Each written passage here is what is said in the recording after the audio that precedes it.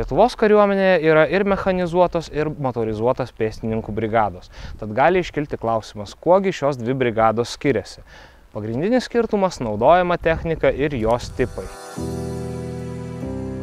Motorizuotosios pėstininkų brigados dažniau naudoja ratinius, silpnesnių šarvų ir lengvesnius automobilius.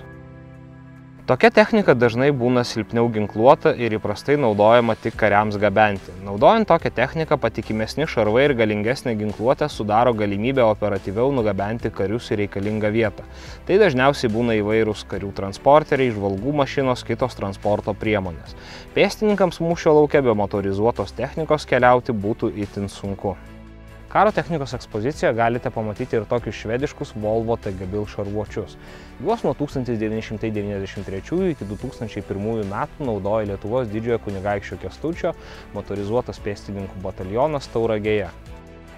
Tuo tarpu mechanizuotosios pėstininkų brigados dažniau naudoja vikšrinę, sunkesnę, geriau ginkluotą techniką. Ji yra tvirtesnio šarvo ir ginkluota galingesniais ginklais, papildomais pabūklais. Tokia technika gali būti ginkluota ne tik sunkiaisiais kulkosvaidžiais, bet ir sunkesnė ginkluote, tokia kaip įvairios raketų paleidimo sistemos. Skirtingai nuo lengvesnių ratinių transporterių, gerai ginkluota mechanizuota transporto priemonė dažnu atveju pati gali tapti atskirų kovinių vienetų.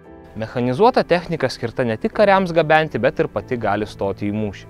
Priešingai nei motorizuotosios technikos atveju, čia greitis dažnai aukojamas vardan didesnės ugnies galios ir tvirtesnių šarvų. Mechanizuotosios ir motorizuotosios technikos galite pamatyti apsilankę karo technikos ekspozicijoje 6-ajame forte.